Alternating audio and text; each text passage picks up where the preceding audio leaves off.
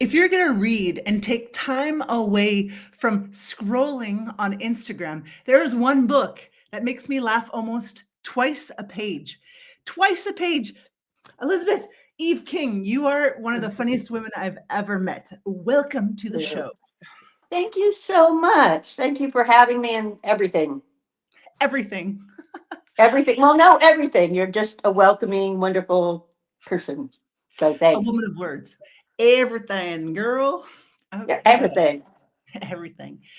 Now, I wonder, a woman like you who has murals in the biggest cities in USA, who has helped frogs in South America, who has written the funniest book I've ever read.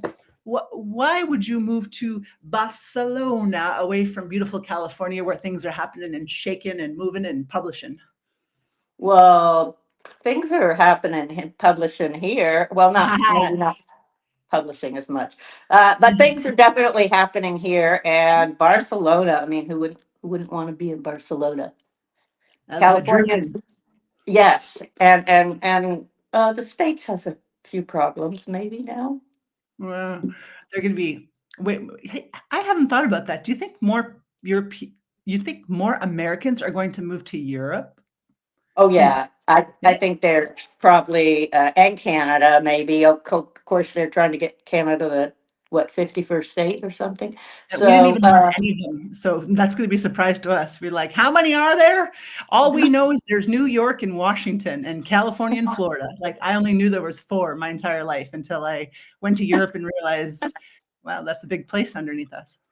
oh yes, there's a lot more. I mean, Texas alone is bigger than I don't know a lot of countries. I think. Ugh, that's just And, scary. yeah, that's just scary. Right? It's just scary. So, But out of the books that you have written, and I want you to show me your new book, I want you to tell me which was the most fun to write. oh, this was definitely Yeah. more fun to write. Well, this actually started life as a short story. In fact, it was like probably the first real short story I ever wrote, and it got accepted into an anthology by St. Martin's Press, which was called Next Stop Hollywood: Short Stories that ought to be movies. And it had movie interest, like but like all things in Hollywood, a lot of meetings. Uh, I wouldn't know. um, I'm Canadian. I oh, don't know what happens in California. I've been to California. And it's a little overrated. Well, it's got its good points, but it's life is better here. I will say life is so much been nicer here than Hmm. really anywhere in the States. Yeah. Uh, the closest I came was maybe San Francisco, but even so. Mm, But so I wrote it as a short story. okay. Um, It's not very uh, short. and just as a quick overview, uh, a copywriter decides to take a class in religion because there must be more to life than life. And the Yeah. devil teaches a class. It's the instructor, Lucifer, who says, with global warming and overcrowding, Tokyo on a hot day is really hard to beat in hell.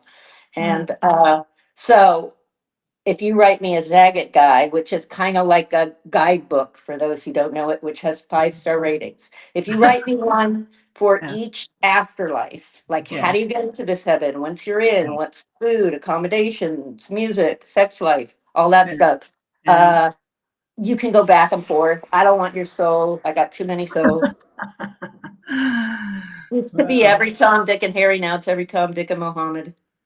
Probably shouldn't say that, should I? Um, but Wow. I insult everybody. I'm an equal opportunity insulter Yeah. in this book. So, And I and this book was difficult to write.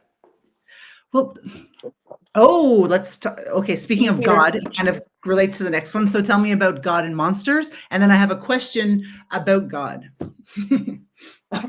Oh, sure. I'm your go-to girl for I God. think you're the guide writer.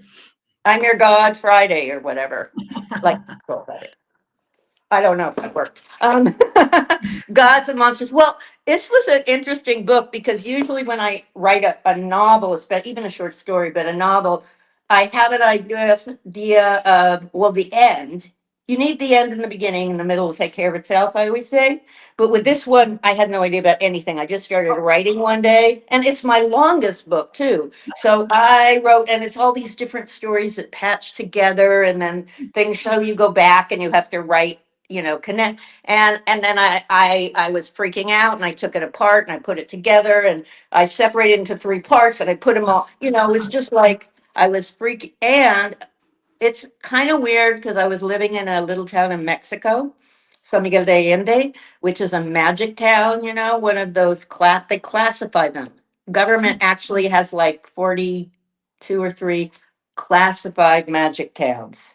And you What? have to, yeah, it's like you have to have a few things like traditions that go unchanged for hundreds of years, and old architecture, and at least San Miguel, I've been to a few of them, but San Miguel is really magic. You're thinking about someone and they like Ah, land the claw. It's weird stuff happens there. wow. And though this book doesn't take place in Mexico, and it takes place in a lot of places in the world, mostly San Francisco, but mostly the 80s San Francisco and during the AIDS crisis. But it also takes place in China, and, deals with all these gods coming to San Francisco mostly, and monsters. uh, and because people bring their beliefs with them Yeah. as the immigrants come. And so, what was I going to say? I think, but the sense of maybe casual magic that existed in that town sort of infiltrated this book. Hmm. Maybe. I don't know. Infiltrate. So you're a co-author with the gods, the monsters, and the magic in in Mexico? Yes, exactly. I co-credit that and my cat. And my cat. Is that what that bird has in its claws? What is in its claws with all that blood? Oh, it's just blood. Oh, and look, just because I painted the cover. Oh, wow. Yeah. That's a bleeding bird. That's for sure. Yeah, it's a dark fantasy. I mean, there are funny, definitely there. If you hear a lot of noise, that is cats. If it, Oh, I don't know love. if you can hear them. I can hear them. They're like uh, wreaking destruction.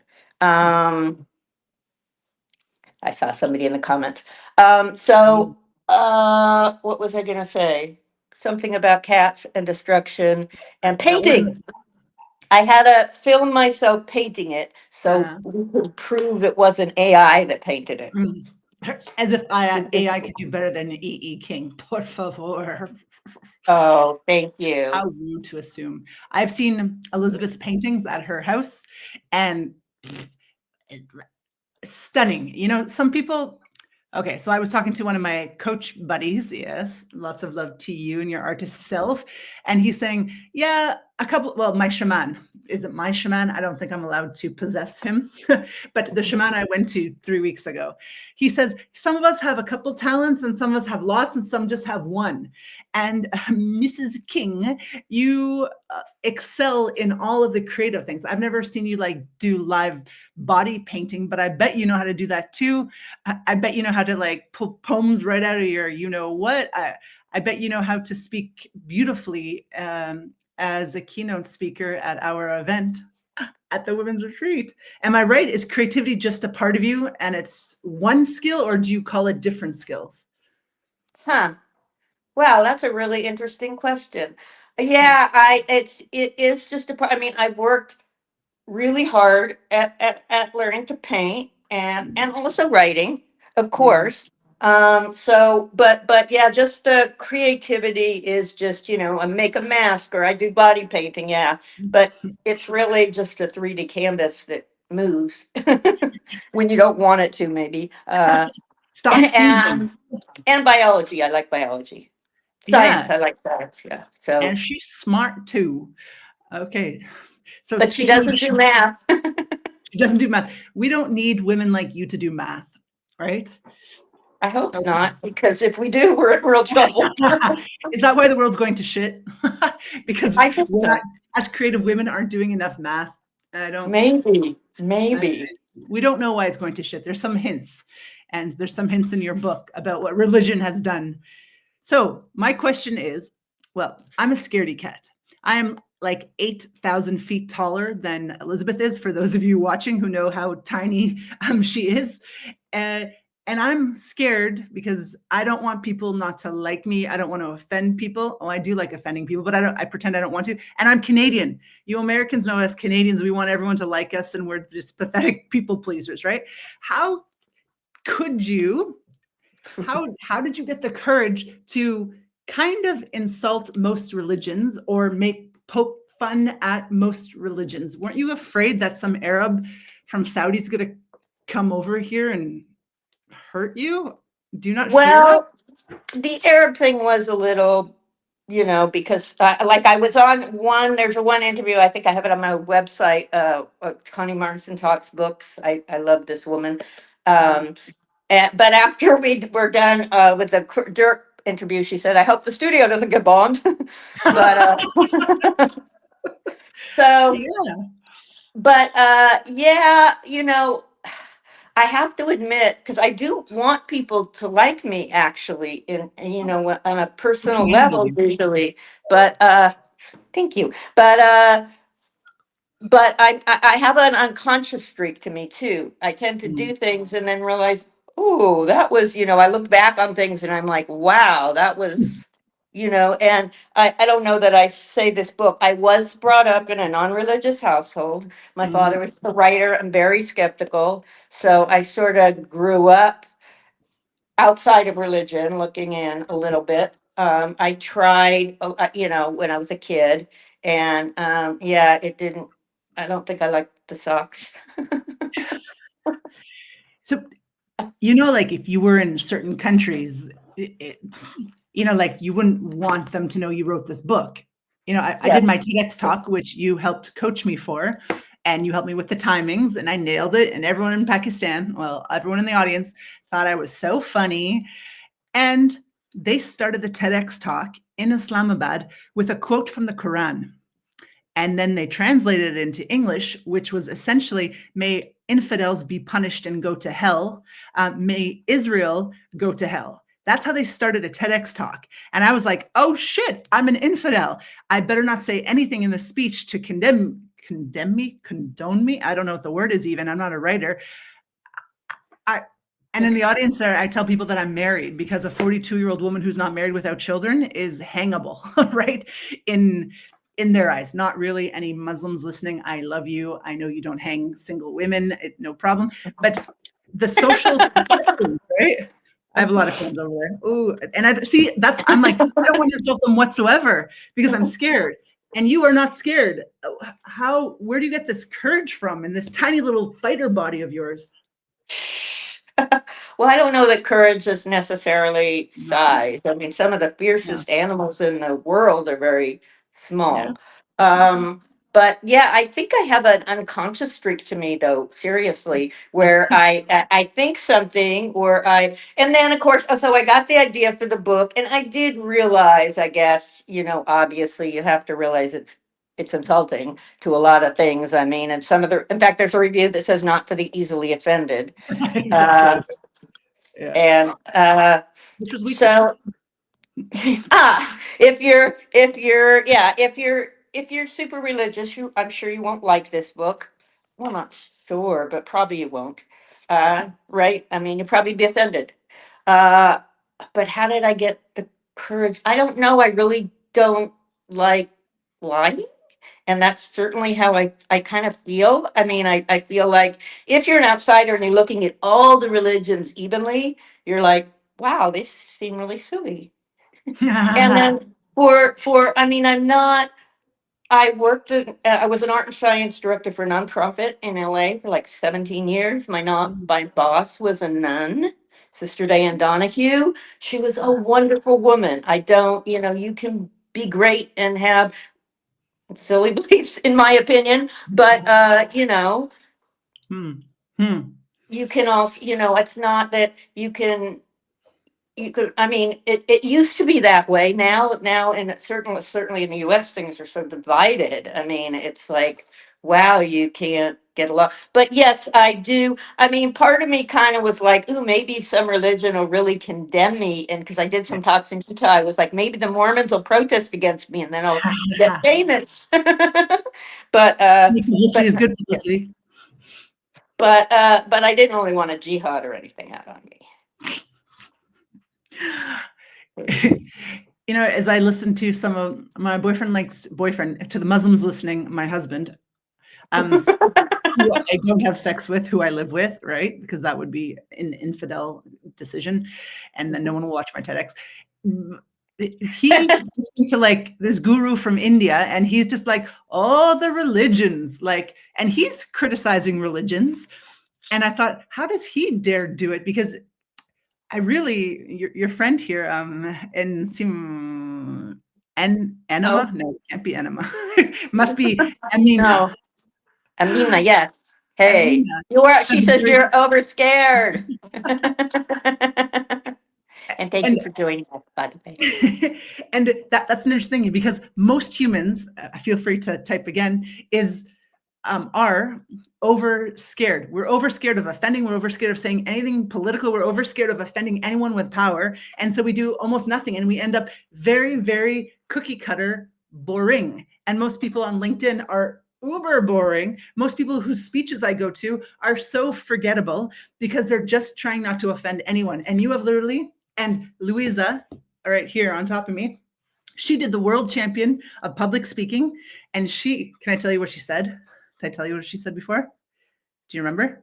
Okay, so she's in a wheelchair. She's 63. She is bold and friggin' funny. And she's in a room with about 1,500 people from 100 different countries. I'm sitting next to two Hindu guys. I got like a Bangladesh guy beside me. I got like a couple Nigerians in front of me. Like we're from everywhere. And she says in her speech, she wants to win the world championship of public speaking in front of everybody. And she says, I'm going to tell you about when I died for 7 minutes, best sleep ever, and going to see my God. Now I say my God because I don't want to offend anybody. I want to offend everybody.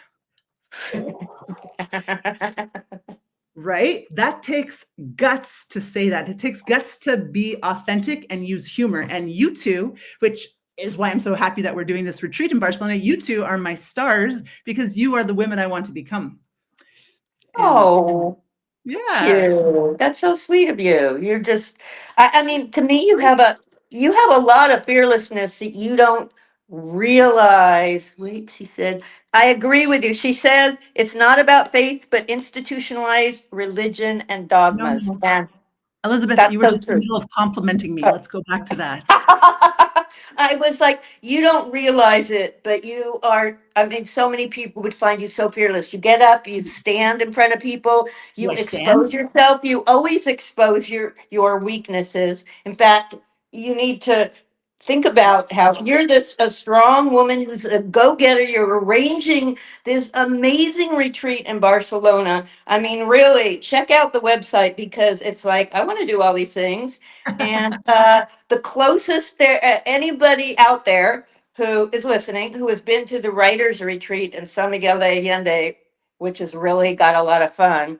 And one of their ads is always like, "We give the best parties." Well, Oh, Barcelona is at least as good as yeah. San Miguel, if not a little bit better. Ooh. Yeah. So yeah, coming out but I mean, you think of your people. Some people think my mother always used to say, "Oh, I don't know how you do all these things. I'm so Hmm. afraid." And my mother was like, "Oh, she always scared the shit out of me." Uh,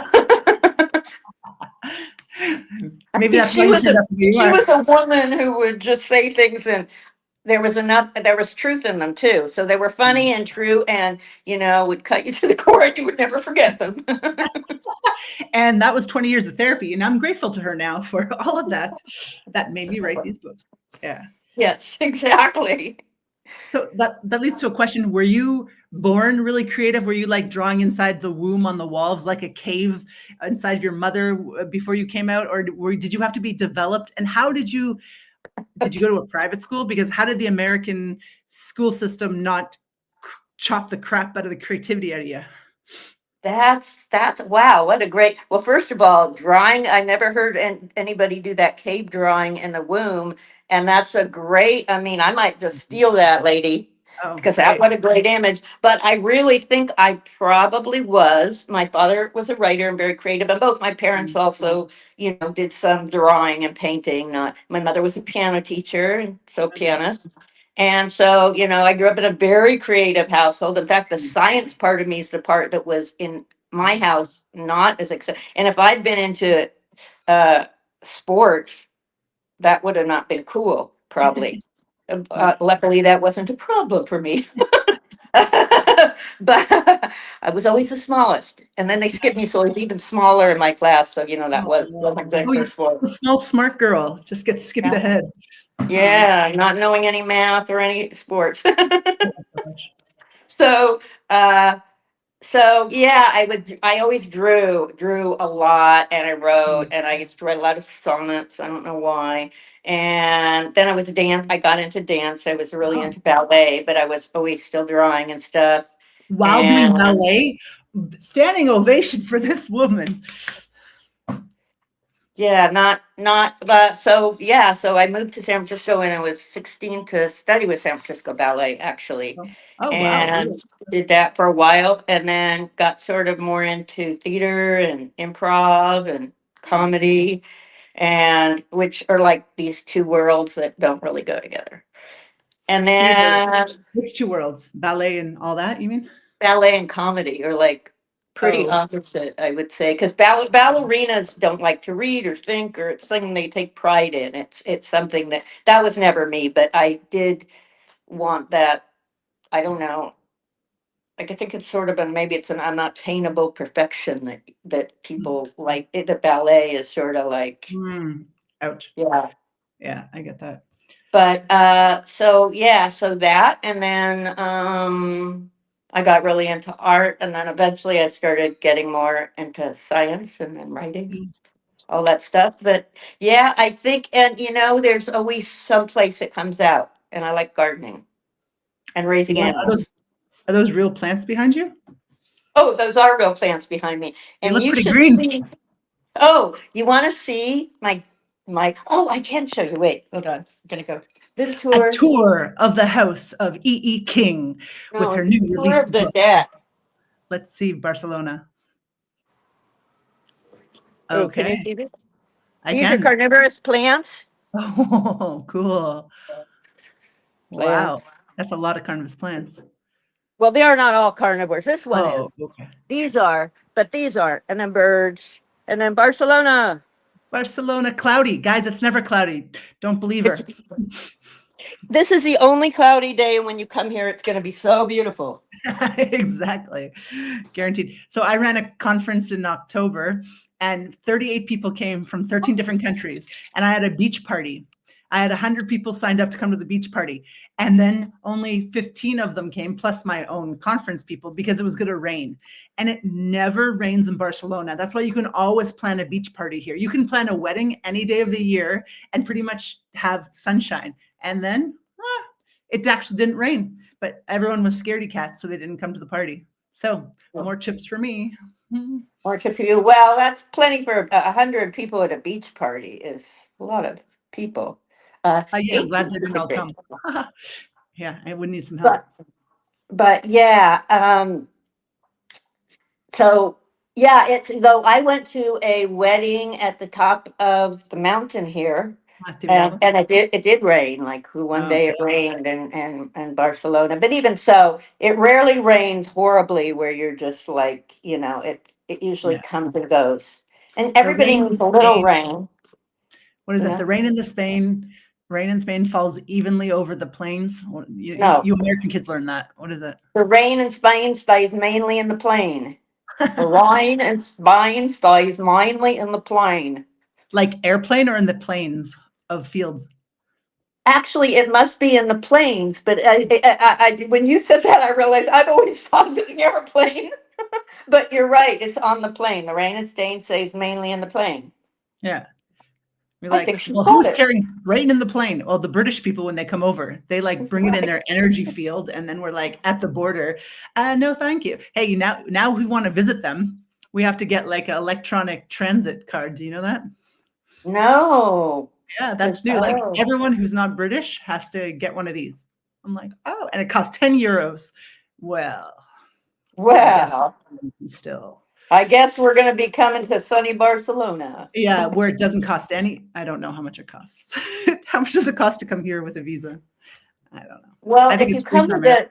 a, if it's just a tourist visa, you can Yeah. go to the EU for, and this is interesting if you don't know, you can go to the EU for 3 months. So you can go anywhere, you can stay 3 months in Barcelona or you can travel around the EU, but that's for 1 year. Then you have to leave for a year and unless you get a visa.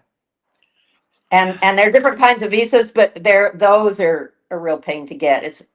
I mean, it's expensive, but it's not that as much as the pain. The The pain of going to bureaucracy, Spain. the Okay. pine, the The pain of pine. fingerprints and FBI records and FBI records. Are you joking? Oh, no FBI records. And my husband had like things on his FBI record, like that he owned a dog that attacked someone. He's never owned a dog. So he no. went and they were like, well, it's on your record. I mean, it was like this kind of stuff too.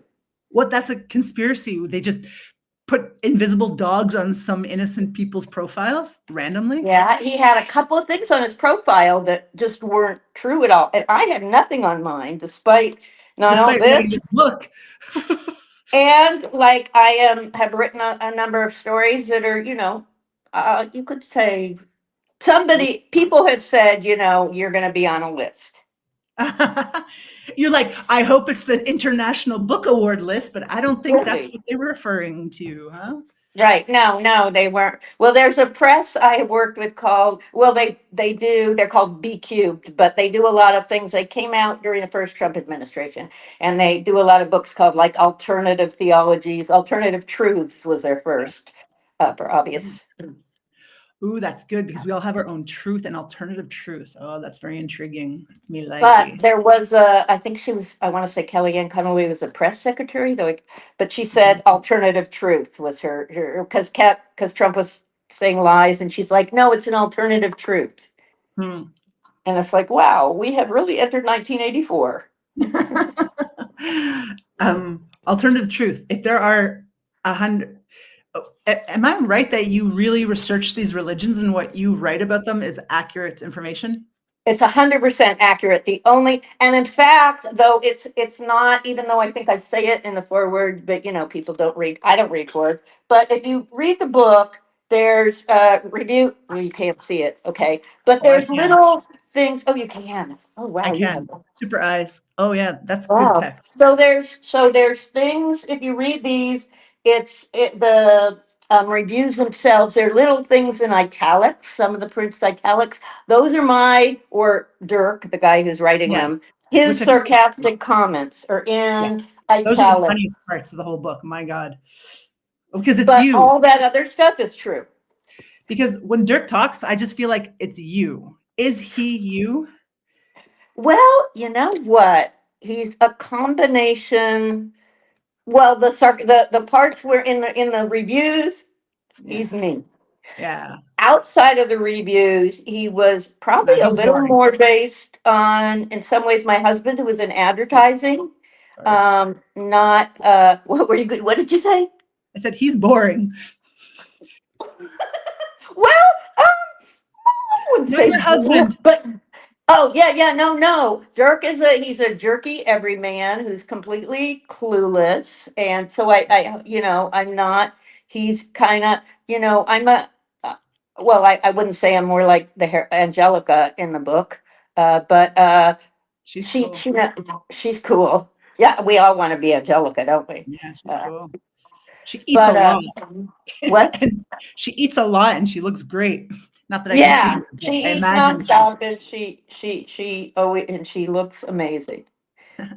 But she is an addict, Oh, an electricity addict. electricity addict.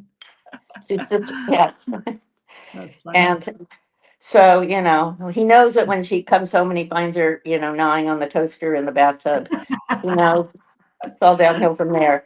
But Dirk is, yeah, he's kind of a jerky everyman who eventually finds his peace at the end. And, well, I'm not going to give away the ending, No, probably. I haven't gotten there yet because I really don't want to waste it. And like, I never read. And Elizabeth gave me a coaching for my TEDx talk, and I bought the book that day, and I loved it so much that I was like, I don't want to finish it because if I finish it, I can't reread it again. And you said your other books aren't as funny, and there's a genre for everyone, but I would need another funny one because I only read funny things. So, what you got for me? Well, I got a lot of short stories Yeah. for you. Lots of short stories. I mean, I have some collections out, but then I have a lot of individuals, and I'm gonna eventually put out. I have a collection that's going to come out. I don't know, maybe this year. It's called Day of the Dead, Night of the Stories, and it's stories that the dead tell after, like, because right in Mexico, Day of the dead come out and spend a couple of days with the living, and then they go back to their graves. But they've been out with the living for a day. They must be really jazzed up. They can't just go back to their graves and conk out, right? Mm-hmm. They stay up all night sharing their stories. Uh, Oh, but I don't know if those are so funny. I do have a lot of really funny stories though, and I can direct you to some. And I'm going to put out a big collection, and some will say funny. funny collection. Funny. This has Gods and Monsters has, it has humor in it, and it's got one section that's actually, I think, funny when religious people, religious Christians, think all these bad things are happening because uh, it's in San Francisco and the gay LGBTQ, God is cursing them. So, and they get so enraged that their cameraman blows up on camera, actually. And then some of them convert to Islam and start chanting, God is great. And they go to Tehran, but they're executed, not for their religion, but for their poor pronunciation. So, Okay, so a little humor. I've been interviewing I've been interviewing funny speakers because I went to Bali and I gave a little speech, and I noticed that most people, men, were not being brave on stage. They weren't showing emotions. They weren't being funny. They wanted to keep it like ChatGPT plus like high status. And I thought, Kate, boring. The women, because we have to fight a little bit more to get on stages, I think, were super funny, engaging, played music, wore like bold colors. The women were kick ass, and the men are like, wah, wah, wah. Not all of them. If you're watching, some of them, not you. And Yeah. I started interviewing funny people. And now I have to say, usually when I do these interviews, I just stare at the camera hole because I know that makes it look like I'm looking at the audience. But I can't do it with you because you are spontaneous. And I don't want to miss the walk to the garden. I don't want to miss the plants. I don't want to miss the flowers. I don't want to miss you holding up things, right? Because you're engaging and you use your body and your emotions and you're very much in the moment. I can't ignore you. Most people you can just like pretend you're listening to, but with you I have to be present. And I think that's the key to being a great presenter is like you're there and people can't take your eyes off you. What do you think? Oh, yeah, I think so too. And yeah, I do find, especially in certain kind of speech, is they're very, yeah, they don't want to offend anyone. I understand you want everyone to like you. I mean, I think those are kind of normal human things. And maybe because I did improv and comedy stuff where, it's kind of you don't usually you, you can't do it that or some people can. Some people can do wonderful jokes without offending everyone. But and I just have I I've come to realize just because people tell me, everyone's inside themselves. They don't think they're particularly weird or have a unique way of looking at things. But I realize that I do have a maybe unique perspective just because people have said, "Wow, how do you look at things that way?" It's like, Mhm. well, I don't know, but I find it, funny. And you did mention something interesting, which is this book is, and was my first book out. I'm looking at this pigeon who's attacking my little seed balls for the finches. If you notice me looking there, I'm going, you know. It's not that I've got anything against pigeons, but anyway, E. E. King is partly because, especially with this book, it's inflammatory and it's funny, and women have a harder time publishing humor, being accepted for humor, Mm-hmm. you Mm-hmm. know. Hmm. And So why do people have a problem with, well, people have problems with anyone who's out of the box because they don't know how to treat them, they don't know how to deal with them. So a funny woman is just like, well, that's odd. And then a woman that goes against religion is like, well, that's unwomanly. And then a woman who dares to like do wild things in the world. So I don't want to ask like, do you have a lot of enemies, or have you found that some people are just like, whoa, you're too much for me? Or do most people go, how delightful? I think most people might say how delightful to you, but that's one of my inner fears is like, everyone's gonna be like, oh, you're weird. If I actually came out with being as weird as I actually am, I contain myself a little bit. So can you inspire me? well, a little. We all go through elementary school, middle school, and even maybe high school.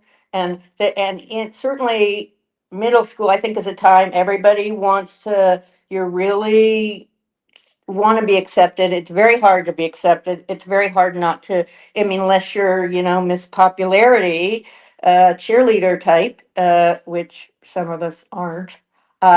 You're probably going to be weird. You're probably going to be made fun, and that really, I think, that always stays with you. That part of the, but eventually, you just have to give up and say, this is me. I mean, but I lived in Utah for a while, and that was really hard. People Mm, did not, it's a very closed, nasty little mm. society.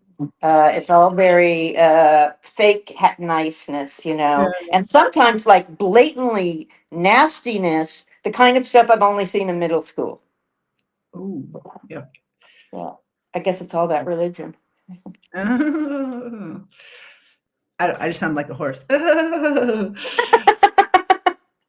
You know, love but I think, I mean, we all do want to fit in. most people to like us. I mean, it wouldn't be nice to have people not Yeah. like you or not have friends. That's a Mm, tricky thing. But yeah, I think, man, that's a really interesting thing. It's hard. hmm.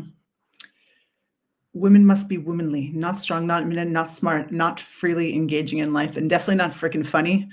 Um, yeah.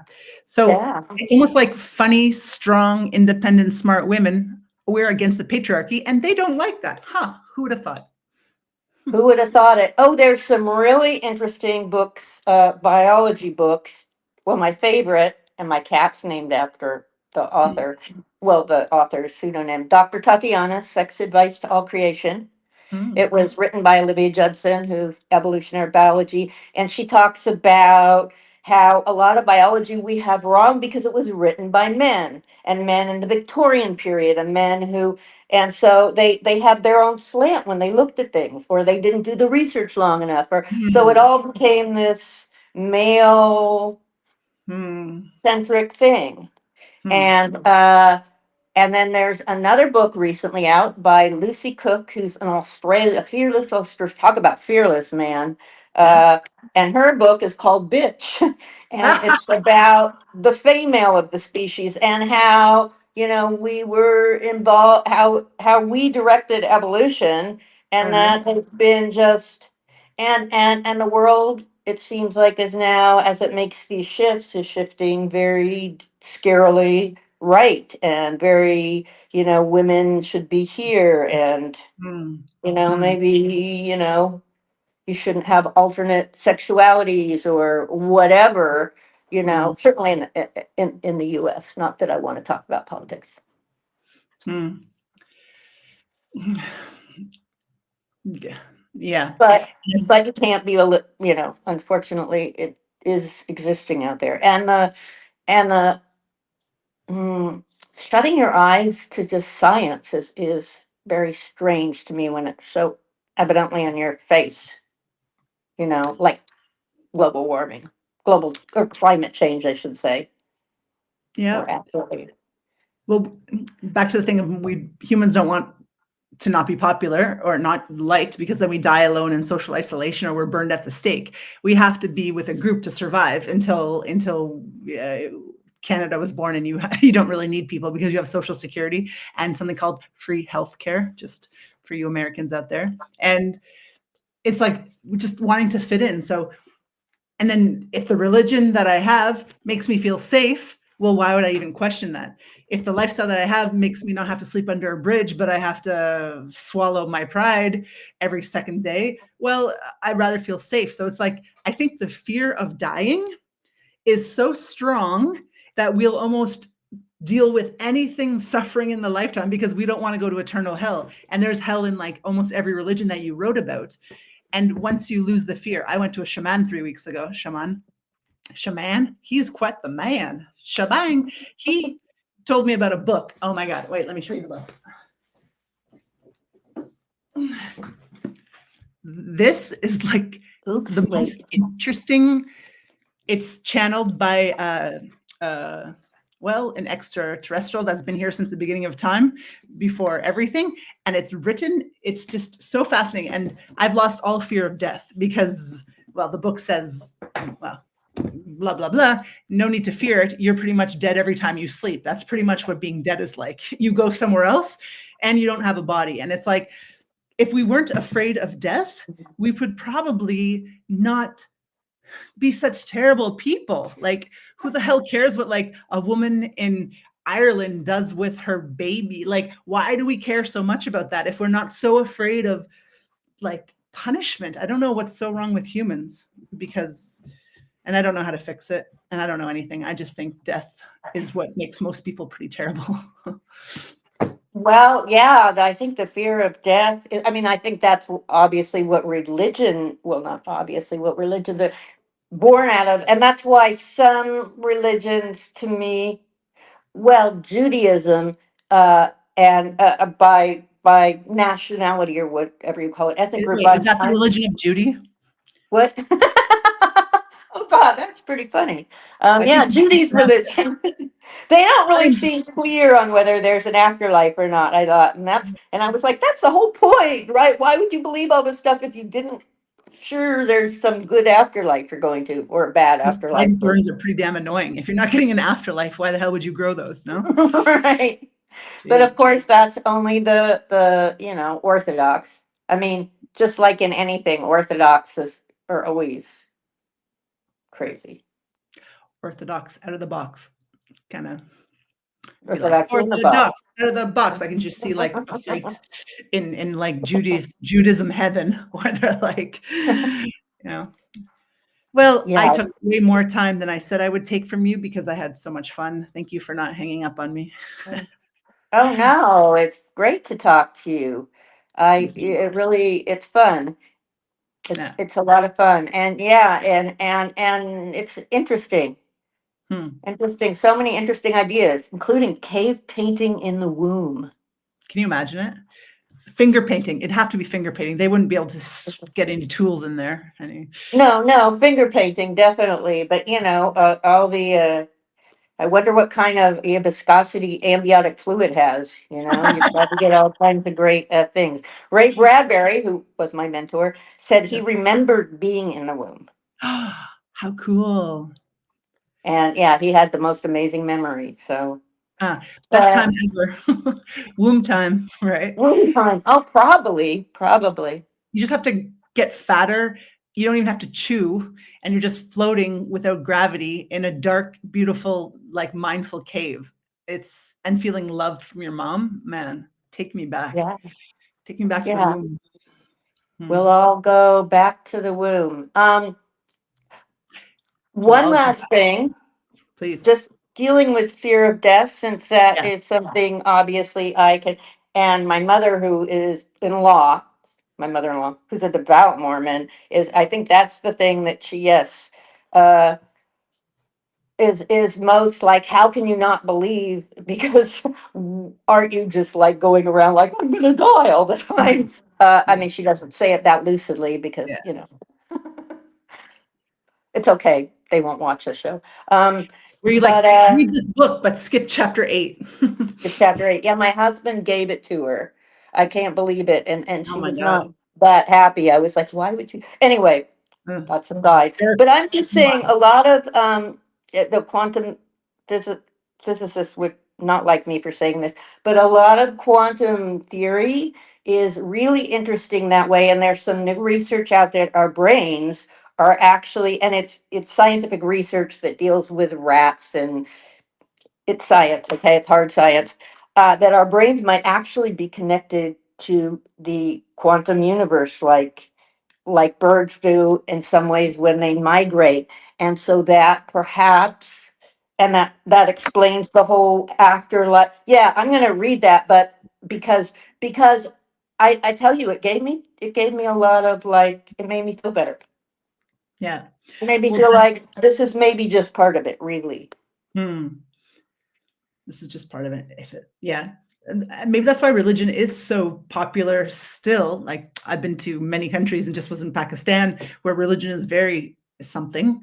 And it must be because maybe humans are deeper than we actually think they are because they want to know what the purpose of this life is and what's happening after this life, and that they do it correctly because eternity is a very long time. So people do somehow think of it, but then they find the fast solution, which is whatever book's laying beside your hotel room in that drawer, right? Like, I'll just go with that one because that's the one that won't get me killed while I'm alive.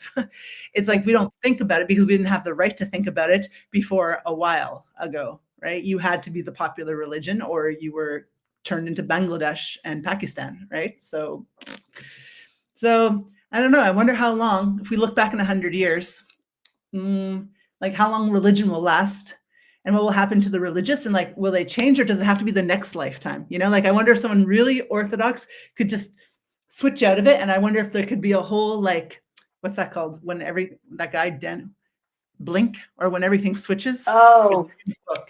Tipping point. tipping point. Wow, I think people will probably always need religion, but will they be more tolerant? And there is one small conversation I remember between Dirk and the devil, I think, where they're talking about, it's a lot easier to tithe to your church or not drink alcohol or do whatever, and than to think, how do I be a good person? Hmm. Hmm. Your own moral I mean, I think I probably have a pretty fierce moral code. It's just not like, Religious. yeah, not religious. I really, with other creatures, I don't think there's this big divide between humans and other species. I think we created that, and it's You're like, my moral code gets me murdered and hung in 9 out of 10 countries around the world. this is true. This is true. This So is true. stay in Barcelona, honey bunny. I know. I guess I better do that. Well, yeah, we have our fans in our countries that we're supposed to be in. So we're lucky to live in Barcelona. We're lucky that you're going to be speaking, giving a workshop at the retreat at the end of May. I'm super, super, super happy to have you. Uh, Thank you. Thank you for coming to Barcelona. I know you've had a very creative lifestyle, and I think we need more funny, brave women who are saying haha to the patriarchy and doing it with humor, because you don't have to be like, die, old white man. You can be like, have a slight heart attack and lose your voice, old white man. You can do it with humor, right? Exactly. Or get enlightened. Eat some mushrooms and get enlightened, old white Yeah. man. I Free mean, signs. You choose. yes. Isn't life If like that? You get to what? choose in life, right? It's like the sign that you hold, the protest that you do, the fight that you speak about. You get to decide what the sign says. So, like, maybe make it funny, or maybe, get clear on Yeah, what you want to write about. that's great. And Amen. yes, and thank you for joining us. And if you're a personal friend and come to the workshop, I mean, if you're a personal friend of mine, you know who you are out there, maybe. Let me know. I do have an extra bedroom. Oh, how Not for sweet. everybody in the workshop, of course, because I don't have that many How many, extra. how A many can sleep in 100 one single people in bed? my apartment. Why not? I'll put Yeah, out the sleeping bags. You can stay oh, on the balcony. Never rains. oh, that'd You be might great. get shit on by some pigeons, though. It's probably healing. Well, your friend Emina Yeah, with the beautiful hair. My goodness. I Oh my God. know. It's amazing, isn't Stunning. it? Oh my We want your gosh. hair. Thank you for contributing. Thanks for Thank coming. you. Thanks, Stephen, for saying hi earlier. If you're still there, thanks, Phoebe, Frances. Thank you very much. Thanks for coming out. It's sunny over here. I might go to the beach and read another chapter slowly so I can enjoy it and savor it. Thank you. Thank Bye, you. I can't Elizabeth. wait to hear. Bye. Thank you. Thank you.